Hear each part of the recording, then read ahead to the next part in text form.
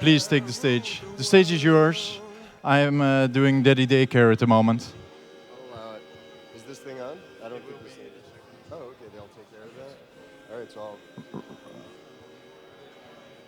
Oh.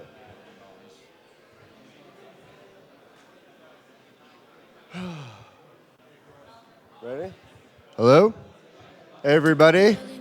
My name is Andrew Levine. I go by the username Andrarchy, if you're not familiar with me. I'm just going to do a little introduction for Kevin Wong, one of the guys behind Project Curie. The reason he asked me to come up here and talk about it for a little bit. Am I screaming? No? Okay, great. I don't want to be screaming. Yeah, not yet. The reason he asked me to talk about it is because I was involved with the project at the beginning. We were all talking about this problem that we saw of a lot of people getting a lot of big rewards and a lot of quality content creators not getting rewarded. It was an interesting scenario because everybody was complaining about how nobody cared about the people at the bottom. So everybody did care, and we were all brainstorming ideas. They came up with Project Curie. I went a different direction by creating a group called the Andrarchists, many of whom are here today. And at the time, the idea was that while I was all for them pursuing this project the way they're doing it, and I'm going to talk about their methodology, I thought it was also important just to get these people into a room together so that they could help each other. And I'm proud to say that 2-3 months later, most of those people are among the top 40 content creators on a regular basis. So that project worked out really well. But in the meantime, they created Project Curie. And when Kevin asked me to come up here and talk about it, I was then faced with the question of, well, should I? Is that a good idea? Right? I'm not personally invested in Curie at all. And I think that's one of the beautiful things about Steemit is that it creates these dynamics where it really doesn't benefit you to work on stuff that you don't care about. It weirdly works out to that. And so the question then became, well, should I talk about this? Should I act like Kevin is a good guy and that Project Curie is doing a good thing? So I started asking him a bunch of questions. And after that process, I came away with the conclusion, obviously, yes, it is something worth talking about. It is a really great project. It really is an important project. And it's really going extraordinarily well. And I'm really impressed with what I saw. And what I found was, well, one of my original posts that the community really responded to was talking about how Steemit and Steam are really an economic system. And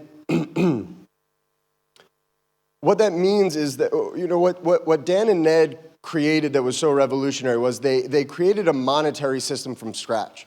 And they created it by looking at the flaws in other monetary systems, existing monetary systems, looking at blockchain technology and seeing how they can be combined to create a better monetary system.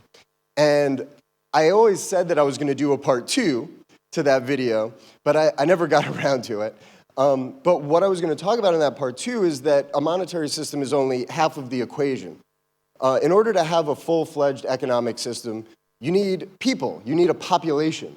And that's really where Steemit comes in. And once you have a population, a community, and a well-designed monetary system, you have what I call a proto-economy. You have a baby economy. You have the beginnings of an economy. But you don't have the institutions. You don't have companies. You don't have governing bodies. And all of that stuff is stuff that needs to be developed. And I think it's fascinating that the first real company that emerged out of this chaos was Project Curie, which is what I came away with after talking with Kevin, is that what Project Curie is a voluntary, decentralized, flexible, elastic welfare mechanism. It's a mechanism for making sure that the income inequality within this economy doesn't get so extreme that it destroys it. Because that is a really important issue for an economy, and a proto-economy doesn't have any mechanisms like that. It doesn't have stabilization mechanisms. And that's what institutions are. That's what governing bodies and companies are. They're methodologies, they're systems for adding stability to the system. And there's now scientific evidence that shows that once income inequality gets to certain levels, the people at the bottom start getting physically sick. And then the people at the top start reacting too, because they're afraid. They're afraid of what's going on at the bottom. And I think it's a real credit to STEAM that it channeled that energy into such an efficient mechanism like Curie, where Curie is funded by the people. How necessary Curie is determined in real time by the crowd, by how much they fund it. And to give you an idea, and one of the things that really amazed me about Curie when I talked to Kevin was what a significant operation it is. He downplays it and talks about it's just 8 or 9 people, all of whom are paid, and about 500 volunteers who submit posts for them to evaluate, 10% of whom are active on a daily basis. And I'm like, dude, that's a reasonably sized nonprofit. That is a legitimate company. And they bootstrapped it in 1 week. They went from concept to execution in 1 week. And on a daily basis, they distribute anywhere from $10,000 to $40,000 to people who aren't receiving that capital otherwise. And that is real money. And all of this so soon and done in a way that was so organic and so natural and, of course, totally voluntary. Nobody's being forced to do anything. Whales contribute their votes, and the people contribute through their upvotes and through voluntary contributions, and then it's up to these guys to prove every day that they're doing their jobs well. And I think they're doing a great job with that so far. And now I'm going to hand it over to Kevin to go into some of the more technical details about Project Curie. Thank you.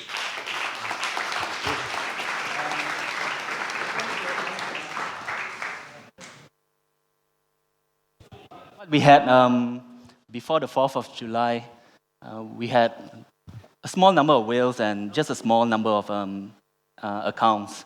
And it's easy for these top influencers to go through all these contents and vote accordingly. And what happened after 4th of July, we have a sea of content. And there are so much plagiarism going around. And thanks to operations like Steam Cleaners, which checks for all this plagiarism, we actually base our search on Steam Cleaners works. And from there, we submit different suggestions of posts. As you can see here, we actually have 2 to 3 layers of vouching mechanism, where someone submits suggestion, and another proxy voter determines whether the post should be voted. And as you can see over here, we have we go through about 2,000 posts every day, and we vote about 100 posts.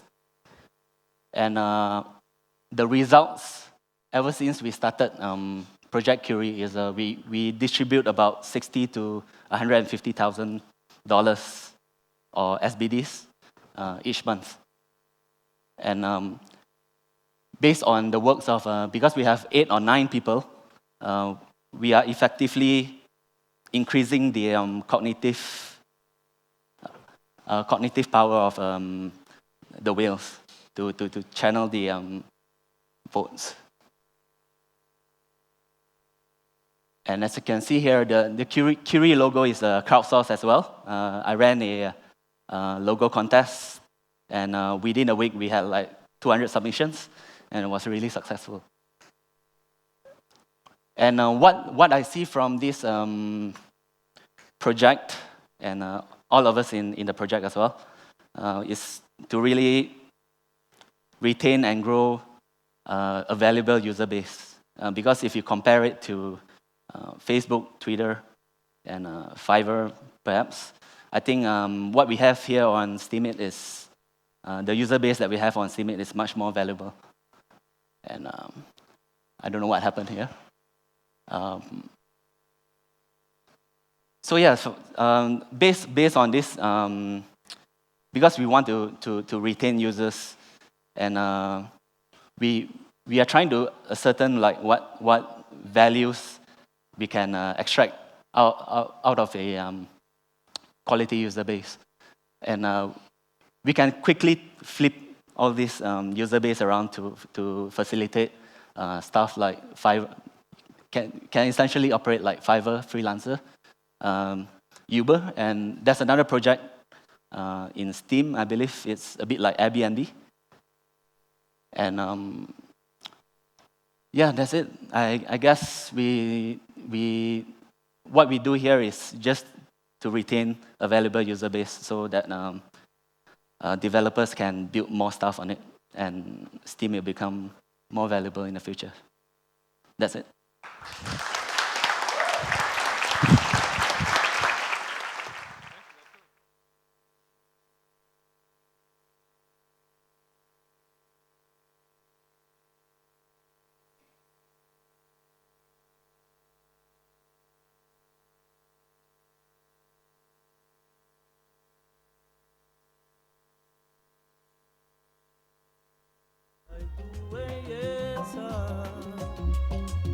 De la oscuridad secreta de tu piel,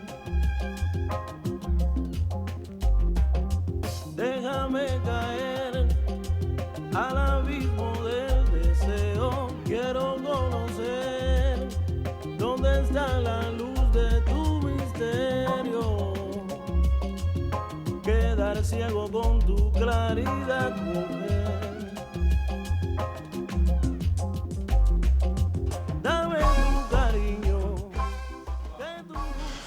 It's been a while since I've thrown this thing in the stage. Kevin and Andrarchy would like to answer some questions of you, and I can practice my left hand throwing.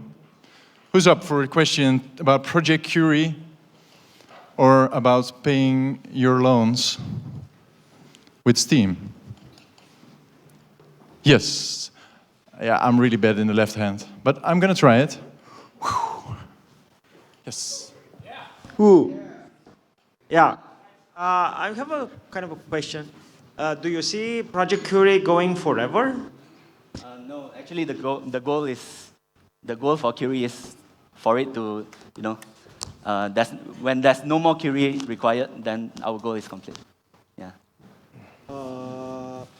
So basically, do you have a timeline for something like that to happen? Have a timeline. I'll see. Probably it will go on for another 1 or 2 years to distribute the vests. Oh, I see. To the population. Yeah. I kind of think that there will probably always be a need for a mechanism like this. I think it should be designed to shrink and grow as necessary. Yeah, we will probably find a way to automate that process. It's because Curie is like a generic curation guild, and down the line I'll see probably more like niche curation guilds. Yeah, that was another thing I wanted to talk about that I forgot to, was that another thing I really love about Curie is that I think that people should really look to it as an example of just what you can do. Like I was thinking, you could look at Curie and build a guild similar to it very rapidly, for example, that maybe focuses on promoting content that is the most viral content, as opposed to the content that's being made, and those can coexist.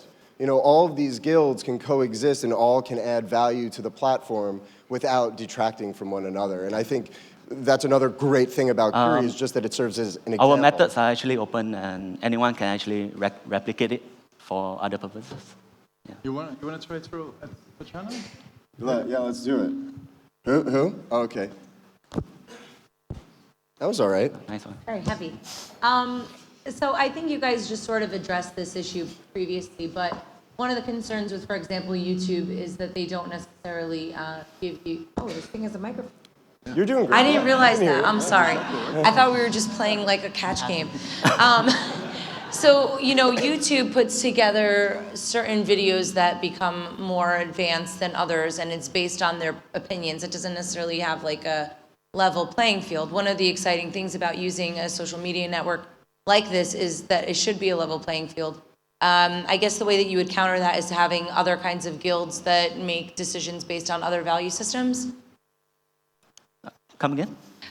Like, how do you make sure that you guys don't become the gatekeeper to information through your curation services? Do you know what I mean? The best, that's a bit like what we do to counteract like collusion and stuff like that. Yeah, like controlling a message. Let's say that you're one kind of political persuasion, then you're only going to put forward one kind of political view. It's a very easy example, but it could be played out in a multitude of ways. Okay, one of the guidelines for Curie is actually nothing too religious and political, so we have eliminated that. But you've already silenced speech that way. You know what I mean? By saying that you won't have a religious thing, well, maybe some people need to hear a religious. I'm not even saying that I'm pro-religion or not, but okay. Overall. Well, first of all, I think all of us on this platform, I know I can certainly speak for both of us, is that we're all very pro-free speech and very anti-silencing of certain views. I think the important factor that's often ignored by people because it's hidden is the economic incentives that lie at the foundation of this. The problem with YouTube isn't necessarily how they filter content. It's that their business model requires that they favor content that is going to get the most views, period, right? So their entire business structure is based on finding the content that it is going to get the most eyeballs. They uniformly have to favor quantity over quality. And the fundamentals of Steem and Steemit are totally different. And that is the mechanism that is going to protect free speech and stuff like that. And individual guilds are always going to be vulnerable to bias. And that's why the design of the underlying framework is so important. But yeah, I think what Kevin was saying is that basically, they do the best they can, and what you were saying is exactly right, which is that the mechanism for thwarting that is making it as easy to start other guilds as possible, which they're doing by open sourcing their methodology. And it's going to be great for everybody because what you want to do when you create a new guild is create a unique value proposition. You don't want to compete with existing guilds. So by definition, you have to pursue other strategies. So if they're silencing Christian opinions, it's a perfectly good economic decision to create a guild that supports Christian values, or Muslim, or whatever, atheist, whatever. Thank you. Thank you. Yeah, nice work. Anybody else have any questions? Any question. It could just be about anything, or if you want to turn this over. Yeah? Wow. Yeah, thanks. I wonder how are you guys evaluating or curating the content that's in different languages?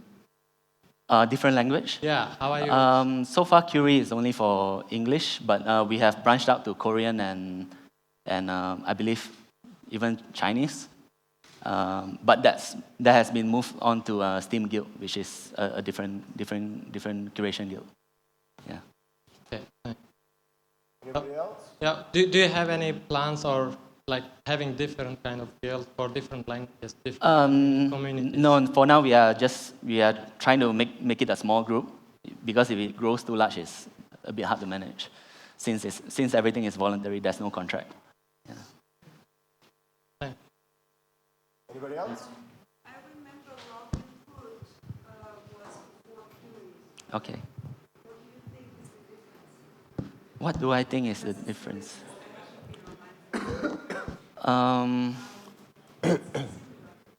It's a bit similar, except the voting power comes from the community for Robin Hood Whale. Curie, instead, we get a few whales up at the top to fund and vote on contents. Do they have any influence on what you guys vote on? No, they don't have any influence. Anything else? Anyone? Anyone else? Questions? More questions? More. Can you please get off the stage?